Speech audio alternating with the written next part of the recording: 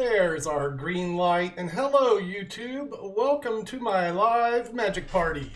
Thursday, 5 p.m. Eastern, 4 Central, and here we are ready to do this again. Hey, it's been a couple weeks. I've been under the weather, still a little bit, but I'm feeling, I think, good enough. We can do 20 or 30 minutes here today. I'm going to say hello to the chat. Thank you all for being here on time. It's nice to see some friendly faces ready to enjoy a little bit of the vanishing arts. Hey, speaking of the vanishing arts, let's start with a magic trick. This is gonna be a video response to an email question. I had to get this thing out as though I was prepared. No matter how much I prepare for these streams, I'm never really prepared. You know, I just kind of fake it until we get through this. All right, so this is for Tim O'Brien, I think's the name. If you're not Tim O'Brien, you don't have to watch this. But Tim is a teacher in Japan asking for some magic that you might be able to do for elementary school ages. So let me show you a couple of quick tricks like this handkerchief. It's clear on the back side. That's the clear side on the back. Yep. It's red on the front, so it appears to disappear, but not really. It's just pretend. So I just pretend to poke it in my hand, but it's like it's kind of like Barney for big people. It doesn't really. It's just, snap the fingers and that thing comes right back. And hey, that's like the national anthem of magic tricks in my world, so it's a good place to start a magic experience. And if you are interested in doing magic for really anybody, but for young children in particular, this is a great trick because it's easy to conceptualize. I mention this because sometimes when you do magic for like 4 or 5-year-olds or younger, they don't get the idea of like cards and values or even quantities sometimes. So it's there, it's gone. It's there, it's gone.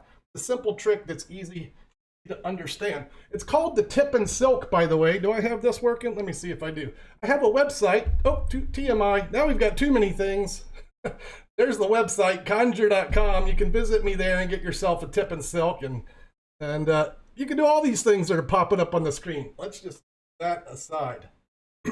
Related to the Tip and Silk, and one of the favorite gimmicks of mine, let me get that red handkerchief back. This is a related device, and I love to use this. Let's get a little mood lighting here. That's not the mood lighting. There we go. All right. Apparently, I have broken my stream deck. This is my favorite thing to do for young children and or drunks. So either one of the two love this. I always try to find a red light to pull these things from because I think it looks a little bit better. Like if you walk up to an exit sign, you reach into the exit sign, pull out a little bit of light and put it back. But the idea is once you have a little bit of the light, you can play with it, right? You can like, here, look. Okay, now I'm lightheaded. It's I'm lightheaded. Or the light snack. The light snack. Ah, got it. Go up. Woo. Yeah. Thank you, Rocco, for the D lights. This is you know, I looked for some links for this to promote this device. I bought these when I was in Las Vegas. Zoom in here. This is what it is. This is Rocco's. I guess he's calling it Prismalites here. You know, when I sold them 20 years ago, it was the D light. I can recommend these Prismalites as they show up a little brighter. What did this cost me? 20 bucks? Not too bad. And so if you're looking for something to have some fun with, be it kids or, you know, maybe... I've got this thing hooked up to my light now.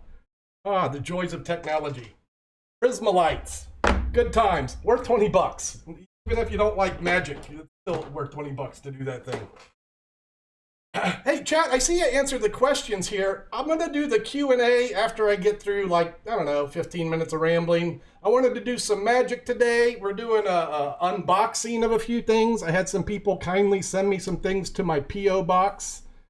And so we're going to open some things and do some related magic to that. I wanted to do one more kids trick, and this is a classic one. Of all kids tricks you can do for elementary ages, the Fun Magic Coloring Book is hard to beat. I'm just going to walk through it briefly right here. Like, this isn't my professional material. I do have these things. I am a grandfather of 3. I've raised 3 kids. I do some kids magic in my world, but I don't do a lot of it. And I don't do it professionally or even well. But When I do this one, I use sound activation. I have the kids clap and scream, and I say, "Oh, that should work. Look, the book's working. I think we have some yeah, there we go. We got some pictures to color now. There we go, fronts and backs, black and white, and now we can color the book, or we could do this. We could save us all some time. If you guys grab a little colors off your shirt, throw it in the air, clap real loud, and what do you know, Joe? Look at this thing, all printed. There we go. So it's not only a good magic trick, but it's also a good time saver. That's the Fun Magic Coloring Book. And if you have any interest in entertaining children of younger ages in particular, let me just start over here. This thing is well worth your consideration. You could buy one of these for like $5 or $6, and I'm sure you'll get that much fun out of it if you're interacting with children. I put a link to a few of those things in the description of this video because I have to be somewhat capitalistic or I can't spend my days on YouTube all day long trying to generate a little bit of income there. You did see the memberships. I do offer those. Let me just briefly remark on that. At $1, you get to be a fan and attend our Sunday sessions. That also includes our emojis and badges. $4.99 level gives you advanced tutorials. I posted one today. As mentioned, it is my YouTube birthday. I posted the explanation for the first short I ever published on YouTube. So that is up today for the members from the vault. It's a year-old tutorial, but no one has seen it. It's from a failed Patreon endeavor, is what that is. So enjoy the coin app. Conjurer Plus level, $19.99. That gets you opportunity to have a live session with me, one-on-one magic coaching, or we just talk about how your day went. It's up to you. And all of that can be found on the members information page at the front of my YouTube. There's probably a join button that you can find. I'm not going to do these tricks. I'm going to show you these tricks. This is always recommended for really any audience. These are sponge balls. These are the 1.5-inch super soft sponges that I carry at conjure.com. Again, that link, conjure.com. Look at Bear Magic throwing a super chat into the house. Bro, thank you so much for your kindness. Nice little $5 super chat. Always helps the kitty. This, super excited to receive this in the mail yesterday. This is Daryl's Papa Rabbit Hits the Big Time. Papa Rabbit Hits the Big Time. And this is Daryl's version of the Sponge Bunnies, which I actually have a variation of. I'm just going to open these right out of the box. This is Daryl's Papa Rabbit Hits the Big Time. You say, well, that doesn't look like a rabbit at all. That looks like a chicken. Yeah, well, that's because in Daryl's routine, you do a transformation of, you say, I've got a rabbit, and actually what he does here is he does a transposition. So, I mean, this is obvious gag, but you show a rabbit, and then you show a bird. You do a little hocus pocus, and the bird goes where the rabbit was. The rabbit goes where the bird used to be. They switch places. And of course, you play that joke out for as long as you like. It's apparent that they're printed to make either animal on either side. You can have a lot of fun with that. You can certainly do the trick where you put a sponge rabbit in one hand, you give one to the spectator to hold, and then one rabbit jumps to their hand. And then, of course, the classic finish is to have all the little baby rabbits appear. And I'm very happy to see this re-release of Daryl's Papa Rabbit Hits the Big Time. A little unhappy at the same time, though. You may or may not know that I have some work on this routine, on the Daryl presentation. In my book, Tricks of My Trade, there's an extended routine called Spongeology, where maybe I can give you an example of what I do here. I'll make them look like different animals. Why is that back up here? Get off of there. So, like, see how that looks like a duck? Quack, quack. Focus, focus. It's a duck. But not quite, right? Not quite a duck, but pretty close. And this is where I'm a little sad in that I cannot do my exact routine with these out of the box as they come. So I might have to do some alterations. But I know this, the Daryl routine is outstanding. If you haven't added the Sponge Bunnies to your repertoire, you might consider the re-release of Daryl's Papa Rabbit Hits the Big Time. I would suggest looking at the trailer, seeing if it's your kind of jam. You'll get the full presentation and see what he does with those. And maybe you'll like it. I know this, Sponge Rabbits is one of my top three tricks. What? Yeah, one of my top 3 tricks, the Sponge Bunnies. Like, if I had to pick 3 tricks to go to the grave with, it's going to be Sponge Bunnies, Invisible Deck, and probably my coin routine. Gotta leave a little sleight of hand. So you gotta go. Catch me on the replay. We're gonna keep moving along here as we talk about some of the decks that people sent me over the last couple weeks. A wise man might have put his post office box in the description. Maybe I'll remember to do that later. But you'll have to look for the video if you want to send me some schwag. And if you send me schwag, I'll talk to you about it. I'll bust it out here on the stream. And, you know, maybe you're a magic producer, wants to get some airtime for your tricks, or maybe you just want to share a little love with your favorite streamer. Let me talk about these decks. These are this is unique here. These are different colored bicycle decks. It was Michael Purdue, if I'm not mistaken. I'm going on memory here. Michael, if I got that wrong, pardon me. He kindly sent me these, and he sent me these with the unique intent of this. One of the decks, all of the decks have gaffs. So these are, I guess these come from Penguin. They're reasonably priced. They're great cards, bicycle stock. You know, the backs look great for, you know, really less than $3. These are great decks. And then each one comes with a couple of unique cards, which is different than your average bicycle pack. Like, you know, maybe you're doing a Vanishing Queen routine here with something like that. So I don't have to detail it. I'm not sure what this would be, but each one of these has a different gaff in it. They used to have one of my tricks in it, a trick of mine called Pip Trip, where the spots move on 4 spot on the cards. And he was hoping to gift me this. There's a blank card. That's a useful one. Double backers. So these are interesting and value priced. Sadly, they don't have the trick that Michael was hoping it would have within them. But, you know, I say thank you very much for these. I will be using these. And in fact, before I even knew what was in here, what is that? What is that? The Queen of Hearts in the middle of a 3? What is that? Bizarre. Split gaff. But look, when I opened this package and saw the different color backs, I knew exactly what I was going to do with these. I'll need a couple more back designs. I have them, and I'm going to build some of these sets. And I'm about to show you a trick. I'm about to show you a trick that's been on my repertoire since the mid-'80s when Tom Bemis, wonderful professional from Cincinnati, Ohio. Sorry about that. Wonderful professional from Cincinnati, Ohio. Taught me the Jordan count, gave me a set of these to set up, and showed me how to do this whole thing. And I'm sorry, I'm getting distracted by the chat. I see you, chat. I'm with you in just a minute. We're going to talk a little bit. Let me do this trick. Hope you enjoy it. This is known as the Sympathetic cards. And back in the day, back in the late 70s, early 80s, there was a company called Emerson and West. And they released a lot of what they call packet tricks that just used a small number of cards. For example, this one has all jacks. We'll call these the Sympathetic Jacks is what we'll call these. Over here, they're twin brothers of quadruplets. There's 4 over here. And for your entertainment pleasure, we're going to attempt the Sympathetic Jack Act. So watch close as one face-down card jumps off the face-up packet. In Sympathy, all of those face-up cards turn face-down. I'll do this again. Maybe you weren't ready for that. Backwards this time as a face-up card jumps off the face-down packet. And the Sympathetic Jacks in Sympathy turn from face-down to face-up. This is the Sympathetic Jack Act as it was performed for many years. Face-up cards turning face-down and face-down cards turning face-up. And it was a fine act while it lasted, but unfortunately, it was doomed. Yeah, it was doomed for failure. Where you see, not only were some of these cards were jokers. Getting ahead of myself. Some of the cards were jokers.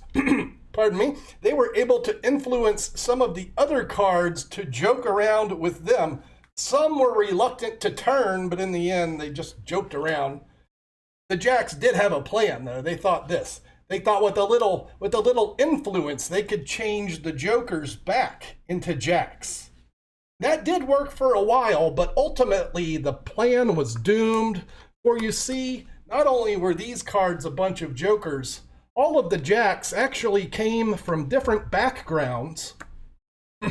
Yeah, the jacks came from different backgrounds. So the act never really amounted to much.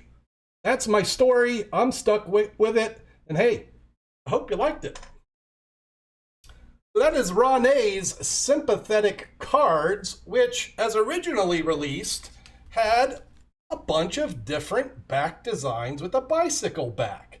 There are no gaffs in this routine. It's just a simple, not simple, it's an orchestrated sleight of hand ballet using the Jordan count, some Biddle counts, a couple of Elmsleys. But I'm thinking I'm going to put together several of these, maybe 10 of them, and maybe I'll offer these to some students if they are interested. Sympathetic cards by Renee. There's been some different changes. I've kept this in my repertoire since the 80s. It's always been sitting by. If I ever want a trick that I know, a lot of people haven't seen, I'm happy to pull this thing out of my bag of tricks on any given moment. Yeah, it's the kind of trick you don't see every day. And double bonus on the Sympathetic cards by Renee. It's examinable. There is no gaffs, so all you need is some cards to put it together. Maybe I'll do a tutorial on that one. I don't know. I see you asking about the copper silver routine that I posted today. This pleases me greatly because I struggled and almost did not post that routine today, but you guys might know I have been off sick. I feel like the algorithm is constantly wavering and needing attention, so I just jumped my feet back in the pond trying to keep everybody happy. Let me talk about one more gift I got. This will be briefly because I'm not even sure what I got here, but I'll be finding out later. I know this is a cool deck. It's a great gift. This is the second gift that Jake Alves was kind enough to send me. So open thanks to Jake, who first of all sent me these fine Illusionist cards. I really, really like the design on these. They handle super great. And Jake is one of my members. We're going to have a session tonight, and we're going to be talking about this deck in particular. This is the Chic Gaff deck. Jason Maher in the chat. What's up, bro? I'll see you in a few hours on our Magic Guys chat. I guess this is a good time to mention the Magic Guys. It's a podcast I do with Jason, Street Magician Dude Maher, and Josh Norbito. They're both on the platform as well, and first, you know what I'm going to do? If I move this thing down to the bottom, that won't happen. All right. And, yeah, we'll be doing Magic Guys later. It's Patreon night, so you can't see the podcast. But go check out some of the old ones and catch us live on Monday. Happy to be back in the chair tonight after missing a couple of events. So I pulled some of the cards that I like a card like this. Look, this has some potential, right? Two hearts coming together. I've wanted these. I've seen these on like Valentine's Day postings and things. These say love. So, but look, it's an ace of hearts, a two of hearts, a three of hearts, and a four of hearts. How cool would that be to subliminally turn this into the message love? How much fun is that? Like if it had nothing more than those two tricks, I'm feeling good about it. There's a set of McDonald's aces. Look at this thing. What? You can make it look like the deck is in the box. And then, I don't know, do maybe a pass or a color change, and now the deck's out of the, I don't know. Lots of things you can do with it. Super thanks. What do we got? Some B-Wave gimmicks here. 52-on-1 cards. Weirdness. The old D-Land. 3-card Monty. The Skinner Monty routine. The Blur cards. The 99 of hearts.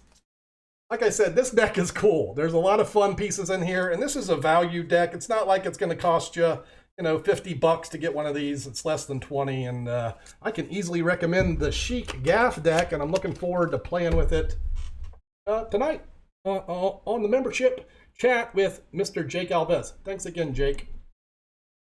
Woo! Well, look at that. I was hoping to get through some tricks and unboxing in about 15-20 minutes, and we've just done that. And to date, I haven't had to bust out the halls.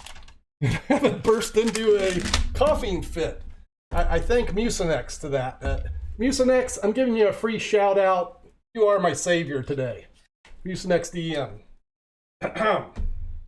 All right, so hey chat, how we doing? This is going to complete our official presentation. This will be a great time to throw some applause emojis, some oohs and ahs, and love into the chat as I turn my attention to the people and see how we can all make better magic together. Yes, I can see your messages. I can see your chat as it goes by. I've got that pulled up on the side, and this is... Oh, here's a message. I'm going to read it sight unseen. Hey, Doug, wondering if we could do some tricks in my class, and if so, how How, when we can do it in the UK? Oh, well, that's a question that you'll have to email me first, sir. If you would like to send me an email, maybe we can work something out. Conjure@gmail.com is a good way to contact me. Send me a note there, and maybe we can make something happen. Okay, so what is the best card trick for beginners that will blow your friend's mind away? The answer to that really is the one that you've practiced the most. Oh, look at the love coming in the chat. Thanks, guys. So yeah, really, like, I could tell you any trick, right? And really the key to making any trick good is having a good presentation. Unfortunately, this is the step that most people who do magic leave out. So if I were to recommend one that you could easily do, it's probably going to be the Fantastic 5. I do have a card trick tutorial playlist on my page. It's a self-working trick. It's a 5-card setup. It has a built-in presentation. So you can perform the Fantastic 5. It's easy to do. It's got a little drama in the trick, a couple of magic moments. It ends with a fun 4-ace production. That's going to be my recommendation for that question. Kevin asks, have I thought about going on Fool Us? I have, and I auditioned last year. I did not make the cut. Does that mean I quit? Nah, it just means I try again. So I'll try again next year, and stay tuned for that. Okay, a question about the session. So for individual one-on-one session, does that renew every month, or do I need to keep making new accounts? Yeah, every month you get a free. It's a 1-hour coaching session, up to an hour, whatever you want to talk about. If you go to where is it? This page, conjure.com lessons. This will give you an overview. Maybe you want to book a lesson away from the memberships. $30 an hour there. A reasonable price if you shop around for professional magi lessons, especially someone that's been doing it as long as I have. I have lots of knowledge and would love to share. And yeah, so it's every month you get another hour. And I did this hoping to make better magic. This is my mission statement. I do lots of things in this building. The mission statement is this: make better magic. Make better magic for me, make better magic for my students, and also hopefully for anyone who happens to absorb the oeuvre, from watching either shorts or being influenced through the teachings. Am I good at chess? I wish I was good at chess. I love strategy games. In this day and age, the 2 games that I play are poker. I play online poker. I prefer Pot Limit Omaha, but I play tournaments with Texas Hold'em. And then I play Hearthstone. Hearthstone's a collectible card game by Blizzard. It's a good time. Yeah, Kevin, no shame on Penn and Teller. I made a weird audition. Like, I did 3 tricks in 3 minutes using kind of my TikTok thing, hoping that would be the story that they would glom onto. Now, in addition to that, I did say, look, there's 200 tricks on my TikTok if you'd like me to do any one of those. But so for try 2 for Fool Us, I'll be trying 1 trick, fine presentation, probably something that's going to involve the host. I didn't include that. I did all visual magic, and I'm thinking involving either Allison or Penn and Teller is the way to go. So stay tuned for that. Yeah, Donnie, no, nothing like getting a request. I get that a lot. Oh, my kids would love you. Look, I street perform a lot too, so I get parents dragging their 2-year-olds over to the table and are like, here, show my kids some magic. And like age 2 or even 3, they really don't know what magic is yet. When you're that age, you're watching, all the crazy things. Life is magic. Every day is magic. So making a red handkerchief vanish, okay, you could just do that. Who knows? The only trick you can do is make a pizza disappear. I'm close behind you on that one, brother.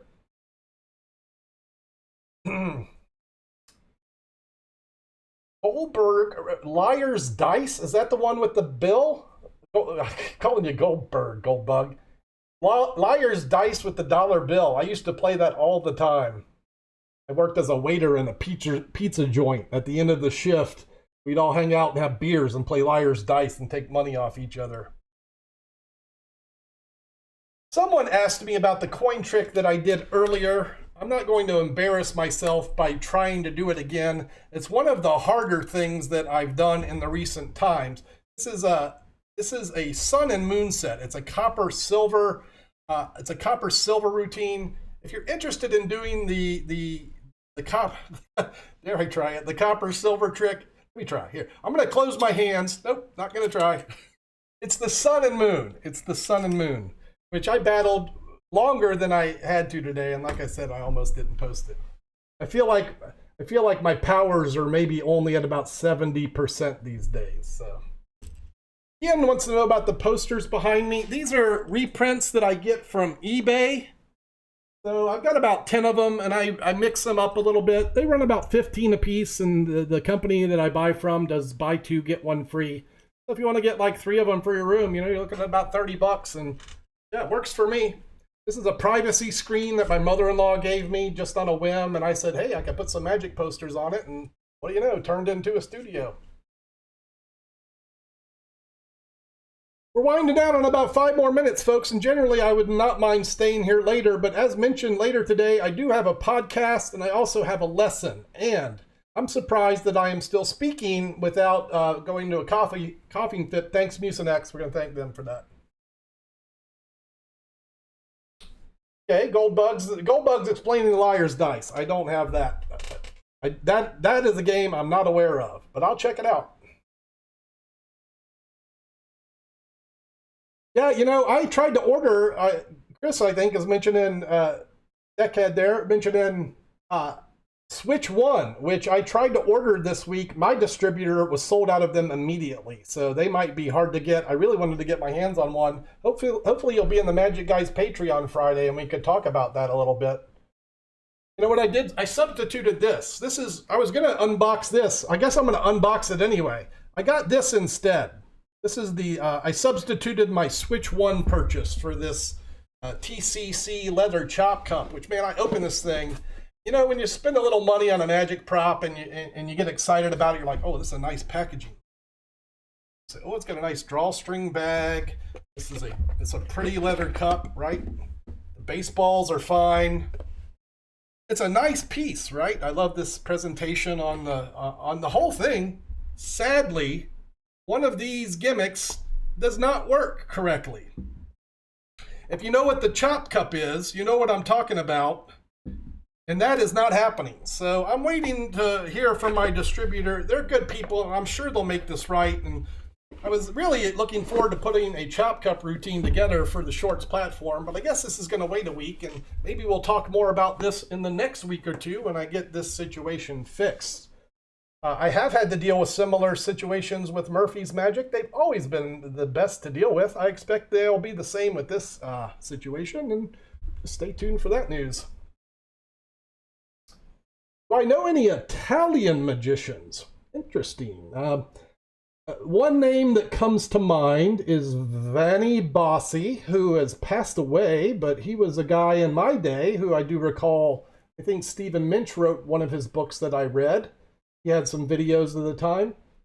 And there's I believe one of the top coinmen of the day, I'm going to get his name wrong, Giovanni Bertini. Is it Bertini? He does some wonderful classic palm work from a fingertips. His coin work is incredible. So yeah, I do know a couple Italian magicians, but it's not my forte. Saltman wants me to come to Brazil. Let me explain, everyone. My intent is to travel the world. Hopefully we'll get this pandemic situation under control. And my goal is to first travel this country. I'm going to buy an RV and a Tesla. We're going to go around the United States, experience all the magic. I'm going to do some street performing. I'm going to go meet all the magicians in the country. I'm going to share this with you on YouTube as I do it. And when I'm done doing the United States of America, we're just going to do it with the rest of the world. This is my goal moving forward.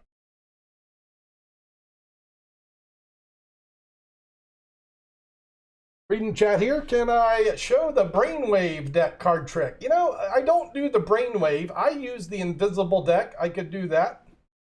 Maybe we will. Arnie asks, what sleight of hand books do you recommend? If you go to my website at conjure.com, I do have a recommended reading list up there. You'll find that list there. Mark Wilson course, Now You See It, Card College, Royal Road, Bobo's Coin Magic. All of those books are great starting books. Yeah, Leonard, I was really looking forward to the chop cup as well, especially when I felt all the props. I'm like, oh, this is good stuff. And then, gotta wait. Patience is a virtue. Alex, I'll be in Michigan. I'm going to be everywhere. Anywhere that there's a viable, in particular, a viable street performing spot. That's kind of what I do as a magician. I'm a street performer. I'm just going to use this skill set to show the world magic around the world. That's what I'm going to do. So stay tuned for all that.